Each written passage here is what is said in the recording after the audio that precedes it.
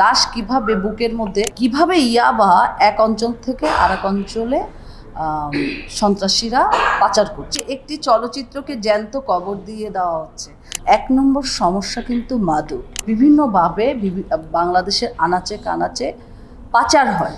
আমাদের ডিএতায় স্মোক পর্যন্ত করে নাই, ড্রিঙ্কস তো ধরার প্রশ্নই আসে না। এবং সে কিন্তু বলে আসছে যে এটি এমন একটি চলচ্চিত্র যে চলচ্চিত্রটি পরিবার নিয়ে দেখা যাবে।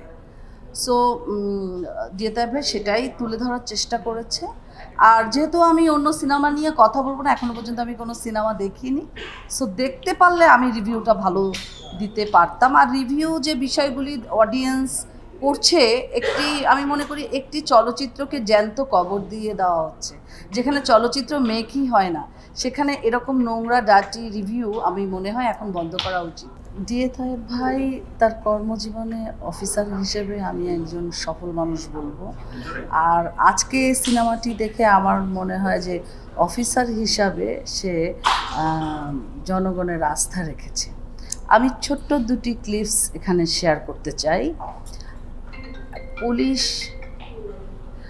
পুলিশ বাহিনী সবসময় যে নেগেটিভ চিন্তা জনসাধারণ করে, আসলে পুলিশ বাহিনী কিংবা তারা যে জনগণের কতটা আস্থাভাজন, জনগণের জন্য সৎভাবে কতটা কাজ করে, তার চিত্রটাই এই সিনেমাতে বারবার তুলে ধরা হয়েছে। ডিএতায় ভাই সেটা করেছে। তো যে বিষয়টি আমি বলতে চাচ্ছি, দুটি ক্লিপস আমি শেয়ার করব এখানে। বাংলাদেশে ইতিমধ্যে এক নম্বর সমস্যা কিন্তু মাদক। সে মাদক খুব বিভিন্নভাবে বাংলাদেশের আনাচে কানাচে পাচার হয়। সেটি ডিএতায় ভাই তুলে ধরেছে যে মরা লাশের সাথেও কিভাবে ইয়াবা এক অঞ্চল থেকে আরেক অঞ্চলে সন্ত্রাসীরা পাচার করছে। সে চিত্রটি ডিএতায় ভাই খুব সুনিপুণভাবে তুলে ধরেছে। এই দৃশ্যটি আমার খুব ভালো লেগেছে এবং অসাধারণ অভিনয় করেছে ডিএতায় ভাই। এবং আমার বুক কেঁপে উঠেছে যে একজন লাশ কিভাবে বুকের মধ্যে ইয়াবা পাচার করে। এটা কিন্তু জনগণের একটা মেসেজ।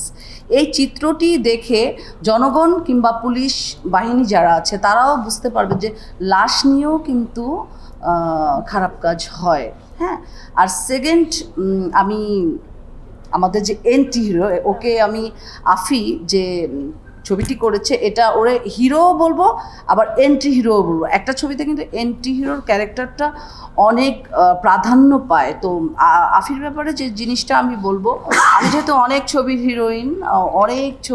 হিরোইন এবং অনেক হিরোদের সাথে কাজ করেছি, আফির সব থেকে প্লাস পয়েন্ট হচ্ছে অফ স্ক্রিন এবং অন স্ক্রিন বলে একটি কথা আছে। অনেক হিরোইনদের আমি দেখেছি অন স্ক্রিনে অসাধারণ, অফ স্ক্রিনে সো আফির সব থেকে বড় গুণ হচ্ছে ওয়ান স্ক্রিনে আফি অসাধারণ লুকস। ও তো এখন নতুন, তো প্রথম দেখাই আমি একটু ধাক্কা খেয়েছি।